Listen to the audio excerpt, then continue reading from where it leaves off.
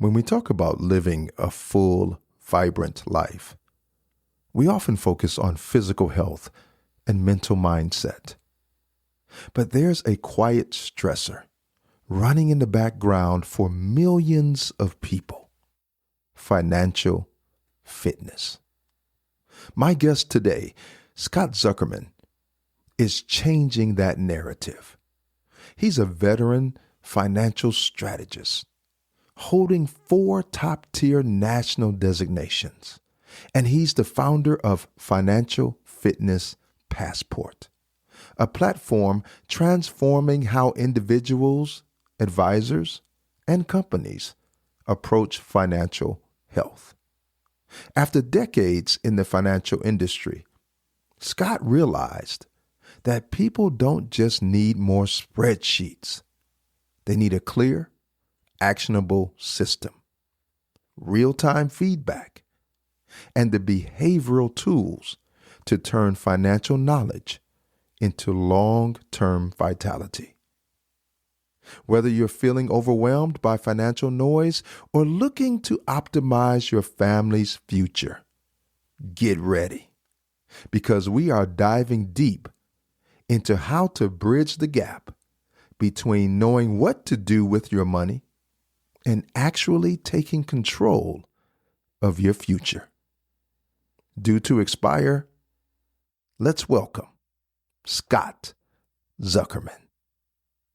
Now, let's grow.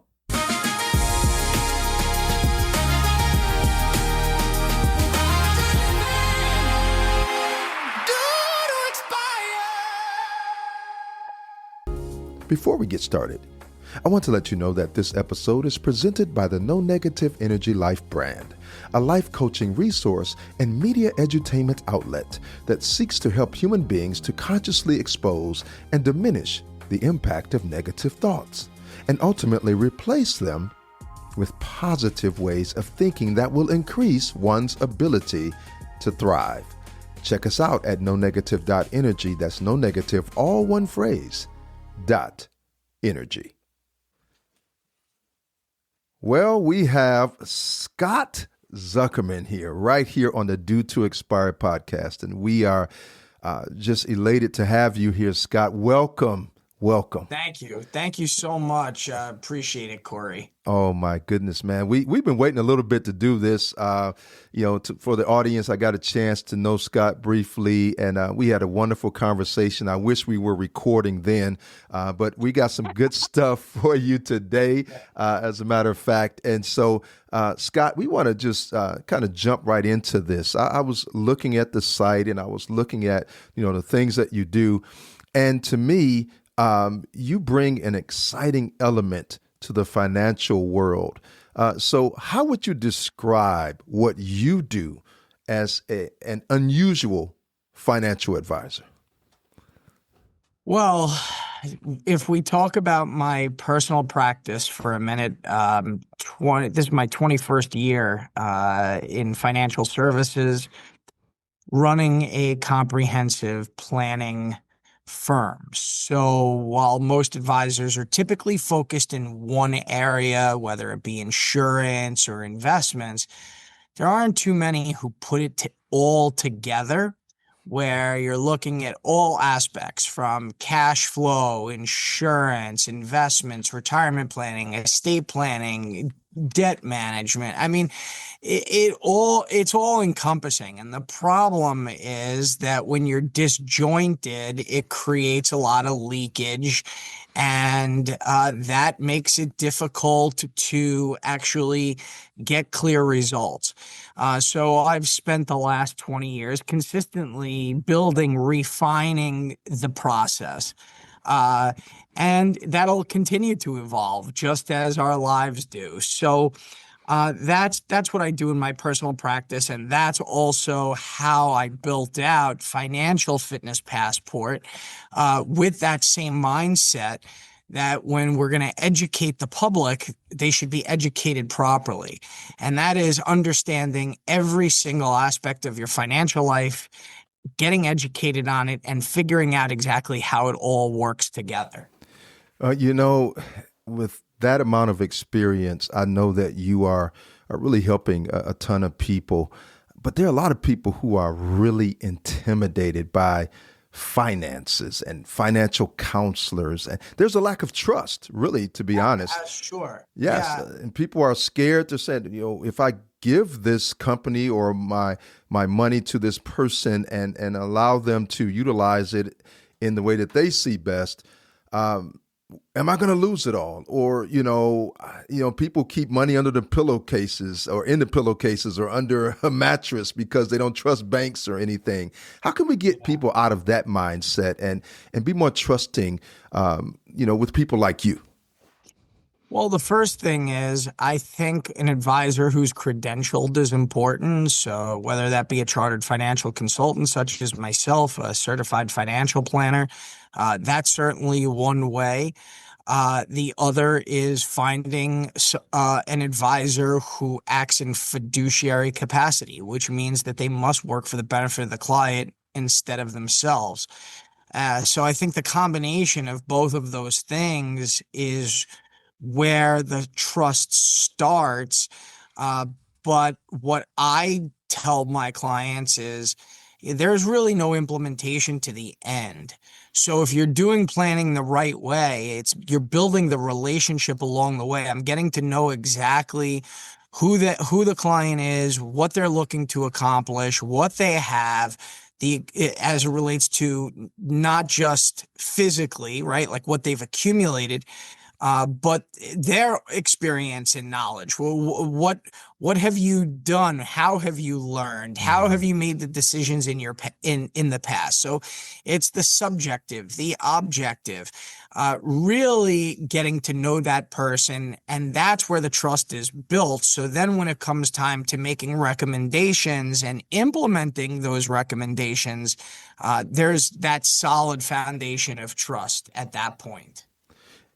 Scott, I have a financial advisor, and I've had one for a little bit now. And when I look at that first step towards getting that, for me, it was difficult because I knew I was going to be told that, there's some things that you may have to stop doing, or, if you want to increase your financial future.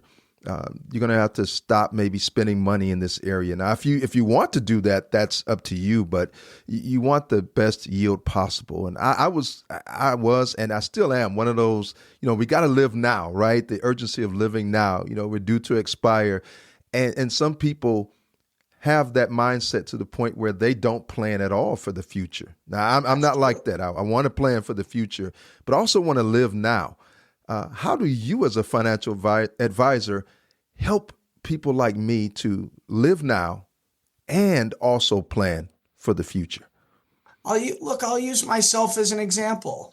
I think everything that you do is fine in moderation. First of all, I don't put clients on budgets, just as an example.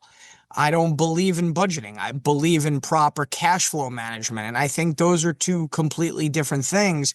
And when it comes to living your life, yes, you want to live your life. You don't want to overspend. You want to put money aside for the future so that you aren't in dire straits when when you get older. And think about it from the standpoint of wanting to enjoy the fruits of your labor. So as long as you are doing something and have a plan in place, there's nothing wrong with living your life today, because we don't know what tomorrow is going to bring. That's true. And I live by that, and I practice what I preach, and I think everything is fine within reason. I love that. I may have to switch over to you. Hopefully my financial advisor doesn't hear this. But so Scott, where are you located? Because I want people to know where you are. I know we can find you online, but what's your location? I am in New York, Long Island, or should I say Long Island. I love it. I love it. You know, New York, the state of New York is one of my favorite places to visit. And you can end up spending a lot of money in New York. I'll tell you Yeah, that. New oh York yeah. City proper, you know, and all of the Manhattan. I mean, it is crazy, you know, some of the prices.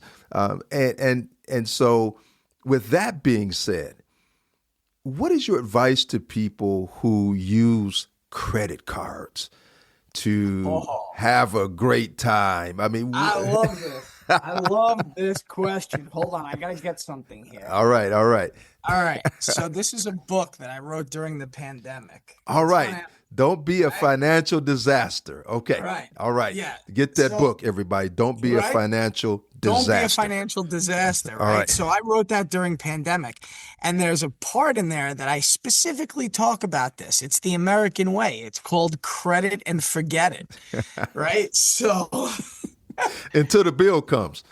exactly. But I'll tell you, credit cards are the devil. Mm, The banks prey on it. And I will say you don't buy what you can't afford. I'm all about using credit cards. I put yeah. everything on a credit card, Mhm. especially with fraud and all this kind of stuff. I Right. think debit cards are the worst because you someone gets their hands on your debit card. That's a much more difficult battle to fight than when it's on a credit card. That So happened that's to me number one. recently, my friend. Just Yeah, happened it's recently. horrible. Hmm. It's horrible. So I'm all about the credit card, especially if you like to accumulate miles or cash back and what Right. have you.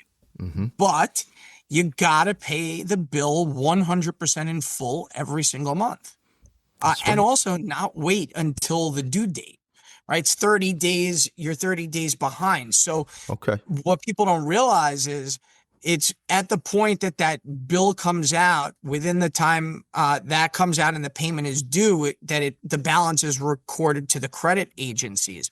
So Mm, if you actually pay the card before the due date, even if you pay it, well, you pay it when the cycle ends rather than waiting the 30 days to pay it. That's also going to help. Now, that being said, um, and this is it's so counterintuitive, right? hmm. The way that you get a high credit score is by charging a lot and paying a lot off, you Right. know? That's So what it they is say, and kind of, we get caught up in yeah, that trap. exactly. And that's how you get caught up in the trap. But where the trap really lies is carrying that balance because the interest will just bury you. Well, a lot of us know about that, my friend. Too many of us, as a matter of fact. And then, you know, you're offered loans to pay off credit cards, Consolidate. right? To Yeah. consolidate, pay off. What do you think about that process? Because I know some people who've done that. I've done it, you know, a time or two in my life where I've gotten, you know, a consolidation loan and then begin to pay that off. Is that a smart way to do that? I'm just going to say this. It depends. Okay. Everybody's situation is different. Hmm. If you can consolidate at a lower interest rate and really make a dent and you're being diligent about it, sure. Okay. What you don't want to do is take out these loans, still make minimum payments because then all you're doing is having that interest compound, but just at a lower rate. So it doesn't really do anything for you. If you're Mm, going to do the consolidation at a lower interest rate, or even go so far as take a promo offer on a credit card, 0% for 24 months, sure, right. do that, but don't make the minimum payment Hmm. because then 24 months later, you're in the exact same spot. Right. And who knows if you could get 0% again. Exactly. You know, when we look at, you know, finances in general and life in general, we know that money impacts a lot of what people do. It impacts their mood. It impacts what they're able to do, how they're able to move about, what they're able to buy. And so, with you being in the business that you're in, which is helping people, as a matter of fact, before I go to that question, what intrigues me is the name of your company, Financial Fitness Passport. Can you explain to our listeners why you chose that particular name? Okay. Uh-oh, long So pause there, ladies and gentlemen.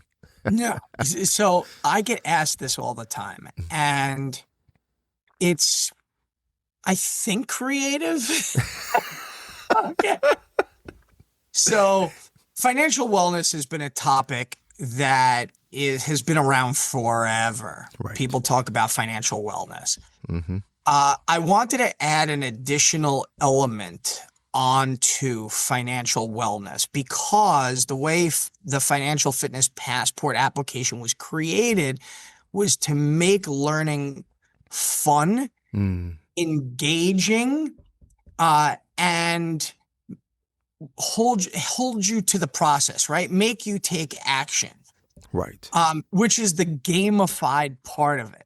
So it was like, how do I? So I know financial wellness. We all want to be fit physically, financially, emotionally, right? That's a part of it. But how do you bring in that gamification? Hmm. Um, and it's like, okay, financial fitness, gaming, fight, right? Like, what? Right. How do you come up with a name? The reason why I chose Passport was we unlock badges within the system. So you start out, Okay. you unlock bronze and you earn your bronze badge. You're silver, you're platinum, you're progressing through. It's, look at it as a destination, a financial destination that you have. Back in the day, you would travel to different countries and bring your passport and they would stamp it. They don't even stamp your passport anymore. It's And that so makes me mad. I it mean, makes me mad. It's so I want disappointing, this stamp. right? Exactly. I want the stamp on my passport. So that's where it came from. This is your journey. It is your I financial love it. journey with financial Yeah. wellness. And that's where the financial fitness passport came from. I absolutely love it. And I'm wondering, why didn't we learn more about this in this way in school? You know, it's one of those things that they don't teach you in No, they school. teach you about garbage. So what's your theory on that? Why are we not teaching the younger generation in school about how to be financially fit and not get caught up in the rat race? I don't know the answer to that because if I were in charge of the education system, finances would be right in there. I mean, these kids graduate from college, they don't even know how to write a check. Thank you. I mean, it's insane. So, and then you know what happens the minute someone turns 18? They start getting offers for credit cards in the mail. So Automatically, yes. they poison you right out of the gate. Yeah, and you know, kids take it, especially if they're going to go to college and maybe their families can't afford for them to go to college or they can't get some of the things that they want, but they want to get them right away, you know, and so instead of waiting, hey, I can use this credit card. But they don't understand the danger that they get themselves into. And so I'm curious, have you dealt with someone who was just so riddled with debt and if you have, how did you help them to get out of that situation? So I think this is also one of the reasons why I built Financial Fitness Passport. I have a very extensive debt module that's built into the platform. Okay. There's two methodologies behind paying debt off. There is what's called the snowball method, and then there is the avalanche method. Okay. They both work. So what I typically do is I have the client choose, and they have to stick to a plan to get that debt paid down because consumer debt really does swallow you. Mm-hmm. Uh, and I will tell you, I have clients. I have a woman who's in her 50s, very, very successful doctor, Hmm. and still has medical school debt. Wow. Now, look, she's extremely successful. Uh, like you said, with the credit cards at turning 18, it's like, okay, I need to survive. How am I going to do that? Well, I'm going to survive on credit cards. I'm going to survive. I need my student loans, what have you. Hmm. And this is why people have such a difficult time trying to live their life to the fullest when they have this debt that is just completely bogging them down. And I'm not going to tell anybody not to go to law school or medical school or anything like that. Right. You absolutely, we need professionals and we need people to take out debt, right? Correct. In order to do so. Um, I just think that, like anything else, you have to say, okay, this is how much debt I'm going to have. This is the income that I'm going to have. And I need to have a plan in place from day one where X percentage of my income is going to pay down that debt as quickly as possible. And if you can Hmm. do that, as much of a struggle as it is early on, you'll feel the benefits of that and reap the benefits of that so much more in the long run than just consistently having that feeling of I'm just never going to pay these loans off or the credit cards or Right. whatever it may be. You know, when I think about fitness, and you talked about this earlier, I'm an advocate of working out. I love working out. I love eating well. So I think about my health, fitness in that area, physical fitness, and, also financial fitness. The thing is that there's one word that comes to mind in all of those areas, and that's the word discipline. And not Yes. enough people have it. And so, I know that one of your goals is to help people to develop that discipline. Why do you think it's so difficult to have discipline in the financial area? It's bad habits. Hmm. And the bad habits start early. And then once you have bad habits, like anything else, it becomes very difficult to stop. It becomes your way of life. Hmm. So, and I hate to say this, Corey, but I think most people are also lazy. Yeah. And when you're lazy, that also makes it more difficult to uh, have that, I'm going to call it self-discipline. Yes. I don't know if I have one here.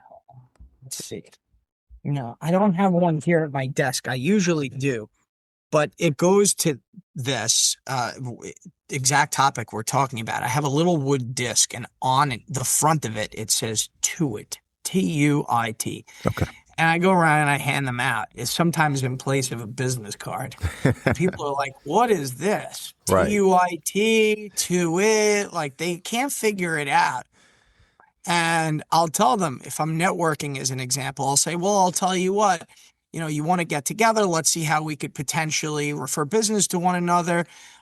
So when you get around to it, get back to the office, you let me know. And I hand it to them, and that's my round to it. Right. Oh, okay. Got it. So it's the same thing. So I've had prospects come into my office, and they'll sit with me and I get to know them. Hmm. I'll say, yeah, I know I've been needing to do this. I just never got around to it and blah, blah, blah. And I'll slide a chip across the table and I'll say, well, now you have a round to To it it. so we can get started. I love it. Uh, I'm going to so steal that one from you. yeah. So, that's the whole thing. So, why is it difficult? Because it's just human nature. Yeah. And it's way more easy to be lazy than it is to develop self-discipline and get into good habits. And do you think that that's an American trait or, a human Yeah. trait in general? No, I definitely think it is an American trait. Yeah. I do a lot of traveling, and in my travels, I would say, I'll give you an example. Last summer, we traveled to Croatia and Slovenia, Okay. and Our tour guide spoke 7 languages fluently. We are the only country that, for the most part, only speak 1 language. I knew you were going there. Yeah, they make us take language in high school, but the reality of it is most people don't stick with it, and right after they're finished taking their Spanish, Italian, French Right. classes, it ends there. Right. You go to other countries, you're forced to learn from grade school. Yes. Multiple languages. So that's just one example. Yeah, and that creates discipline in someone's life For as sure. well. You know, my wife and I had the opportunity to go to Aruba, and it was the same thing. It was 4 languages. They could go bounce between all the languages. And it had a lot to do with the fact that, you know, being a tourist destination, that's how they made their money. They had to be able to speak English to English people, English-speaking people, right? I mean, that just makes sense, right? But in the long run, it also shows the capability of human beings. And you know, it goes back to what you said earlier, that lack of self-discipline, the conditioning by schools, the laziness at times, puts us in a position not to really push ourselves to see the beauty and the power that we have in our brains and in our hearts. And so I appreciate you saying that, because I've witnessed that myself, and it is just phenomenal to witness. I want to talk a little bit about the elephant in the room for some of the listeners who may have jumped on to your website or looked you up while listening to this, and they're going to see 2 letters that strikes fear in most human beings today, especially when it comes to finances. AI.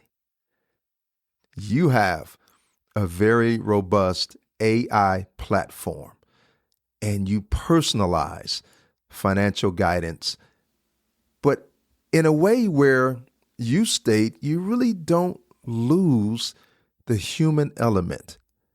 Tell me, how do you balance that part of your business? Because people look at AI and they say, well, this is all computers. I would rather talk to a human being. But what does AI do for people on your platform, and how does it really help them? So first off, my AI agent, her name is Penny. Penny. And Penny is trained very, very specifically on what she can and can't say. Okay. And she can never replace the recommendations that a financial advisor can provide to their client. She can't replace the relationship that a financial advisor provides to their clients. Right. It's very difficult to have. I mean, people, who knows what's going to happen in the future as it relates to, you know, like you have a relationship with a computer, you know, like what's that relationship? There's been movies made about that, you know? Exactly. Movies about that. But in this case, Penny is there to offer education and guidance and help hold the user accountable through the process. Okay. And that's the difference between what she does, or like her capability, and the human element. People come into my office or call me because they want to have human interaction. They want to speak with me. They want me to help them make decisions and make recommendations. Penny is trained never to break any what we call FINRA. So FINRA is the one of the governing bodies. Most lay people don't know that. Most will hear the SEC. The SEC Correct. is the big bad wolf. So FINRA knows never to break any FINRA or SEC rule. She knows where her education and guidance starts and ends. So that, I think, is Also, the power of AI is how someone like myself can even develop a software like this and say, yeah, I'm not afraid of AI replacing me. Penny is not going to replace me, but I'll tell Right. you, she's a great sidekick. Oh, that is awesome. It's probably one of the best ways I've witnessed someone define the usage of AI in their business because she's not there to replace you, but to enhance what you do. But once again, she cannot replace that human element, and you've made sure of that. And Definitely not. and she can't have a great conversation like this. I tell you that. No. So so It's anyway. funny. I was talking to a developer who Mhm. reached out to me, and the developer was like, what we do is our AI chatbots are actually they're realistic, where it almost looks like you're speaking to a person, and each user can customize it. So, for example, if Penny was a female or male, the user can go in and be like, yeah, well, I want them to look like this and sound like this. Okay. And so they were trying to get me to kind of implement that. And I'm like, see, that for me is where I kind of draw the line. Yeah. That's not what Penny is about. And that's why also Penny is almost, I have made her a mascot. Okay. So if you see any of our advertising and things Mm-hmm. like that, Penny will have arms and legs, but Right. she doesn't have her whole body is just round, like, Right. She does not look human. she doesn't look human. She's a Right. character. Right. And And I think that's important. it really is to people. I think it helps them to ease into the usage of Penny as opposed to looking at this person who's a fake person. And sometimes you can really Yeah. tell this is an AI person. And that brings a lack of trust to the entity, I believe. Just say what it is and don't try to fool people, right? So, I looked at your site, and if you go to the Financial Fitness Passport website, you'll see a lot of letters behind Scott's name. You'll see many letters associated with him, but there's one that stuck out to me that I want to ask you about, and that is the CHSNC, or the Chartered Special Needs Consultant. What is that? So one of the people who was very influential in bringing me into the financial services space had a son with a disability. Okay. And he had mentioned to me, one of the things that you may want to consider is helping people of children with disabilities, because they are completely lost as your average person is when you're navigating Mm-hmm. uh, government benefits and schools and all this kind of stuff. When you have a child with a disability, it becomes that much more difficult. And at the time, the American College, a couple of years later, came out with a designation called the Chartered Special Needs Consultant. Okay. And I decided that I was going to sign up to get the designation and be in the inaugural class for the designation. So that's about 15 years ago at this particular point. And it's something that I believe in. It's a niche area of planning, and it's extremely rewarding. So, I love it. yeah, that's how that came about. Wow. So, I don't know if you heard the passion in Scott's voice in explaining that. I was looking at him here, and, I appreciate you sharing that. That really came from your heart, as it relates to that work with a wonderful group of people and helping them through the process in life. the process of life. And so I appreciate that, Scott. And that's the human element, ladies and gentlemen, that we're talking about. The numbers game is not all about numbers. It's about helping human beings to become better at what they do and more efficient in how they live. And from all walks of life is what I'm hearing. So, I'm going to ask you for a couple of takeaways here, Scott, Sure. as we begin to wind things down here on this first time of you being a part of the Due to Expire podcast. For a listener who's out there right now who feels just completely overwhelmed by their financial situation, what is the single most effective first habit that they should audit or change today? Number one thing is to examine your cash flow and not think that you have to live on a budget. I think budget is a bad word. Think about how companies run. Companies run profit and loss, balance sheet, what comes in, what goes out. Right. Yes. But do they have entertainment budgets, this budget? Sure. But at the same time, what is your profit and loss? And the reality of it is that at the end of the month, you want to show a profit. Right. And the way that you're going to show that profit is by managing the cash flow properly. And it's much easier than you may think. Here's the reason why. There are two types of expenses: fixed expenses and variable expenses. The fixed expenses don't change.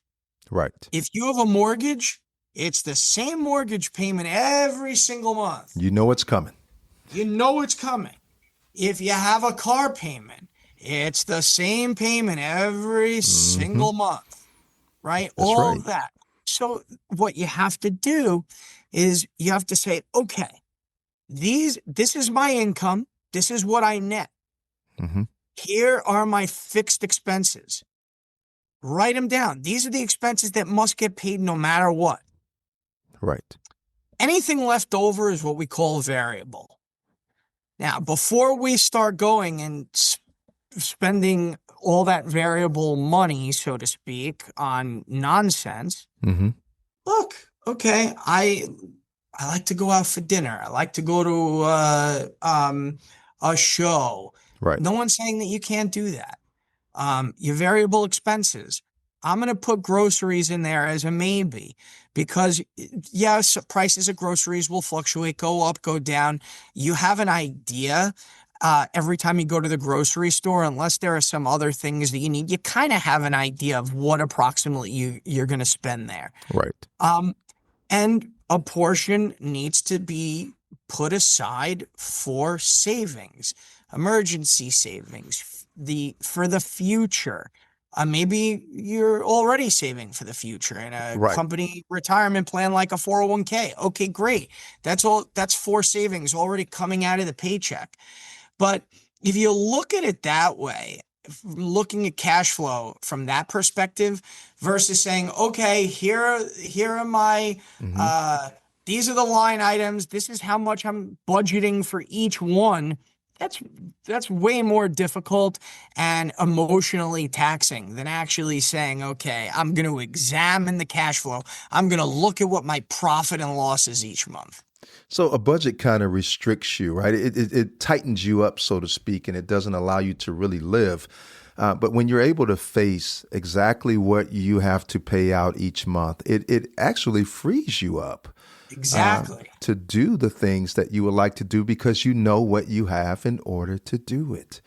So I like that philosophy and that approach. That's something I'm going to adopt, and I'm going to ask our listeners to really think about that too as well, because I've always been hit with, we got to have a budget. We got to make a budget. We got to put a budget together. And the way that you just explained that is really just examining your cash flow, what's coming in, what's going out, and from there with the fixed expenses, you can manage your life better, knowing what you have to pay and you should pay. Get that done, right? Exactly, right? You want a roof over your head. You got Exactly. The rent is due, the mortgage is due. I love it. I love it, Scott. Well, when you look down the road, when a person looks down the road at the ultimate vision for their lives, and when you look down the road, and let me address you on this. When you look down the road for a financial fitness passport, and you look down and you say, I want to have this type of impact on people.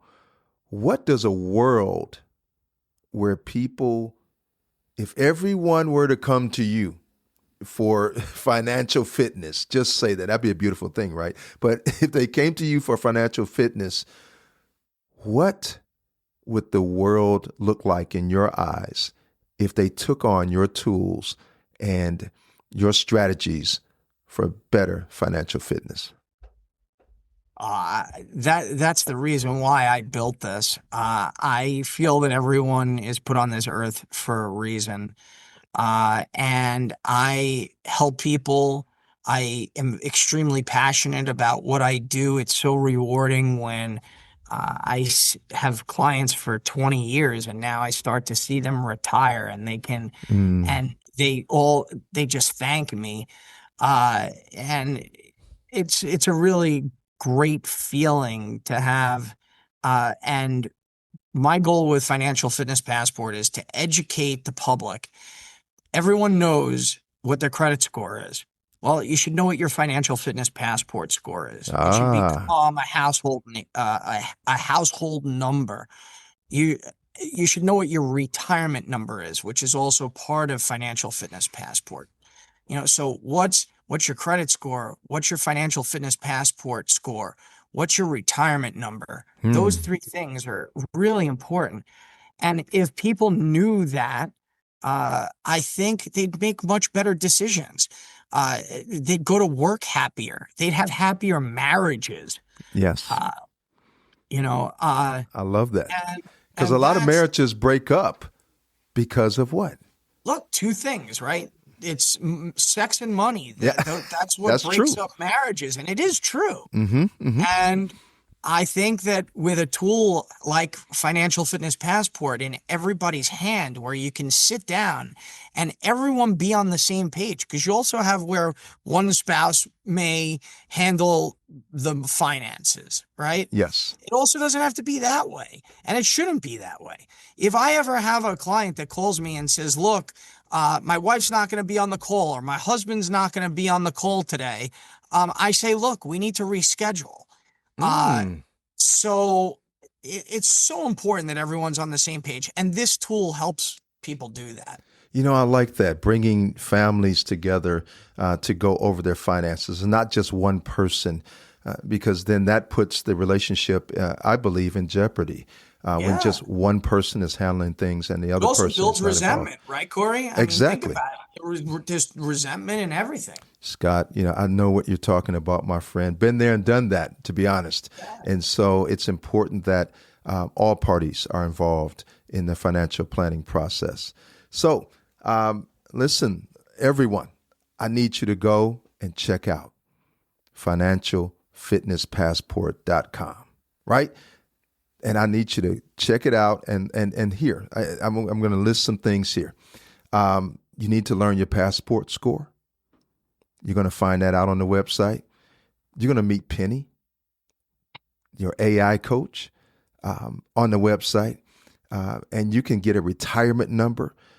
These are things that you can learn, and you can get a multi-pillar approach to financial planning.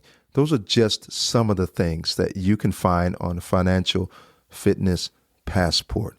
And you might even run into my friend Scott, who's able to chat with you a little bit on there too as well. But Scott, listen, today I want to thank you for being a part of this podcast.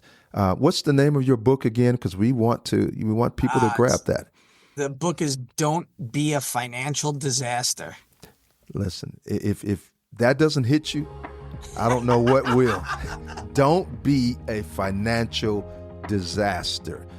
That's a great way to end this podcast today. And so, Scott, thank you. We wish you much success. And listeners, please take to heart the things that Scott shared with us today.